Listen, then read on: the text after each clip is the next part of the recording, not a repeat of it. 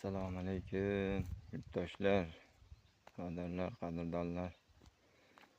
Mana shunaqangi go'zal joylarda ishlashdi. Niyat qilganlar bormi? Like, podpiska, obuna bo'lib qo'yasizlar.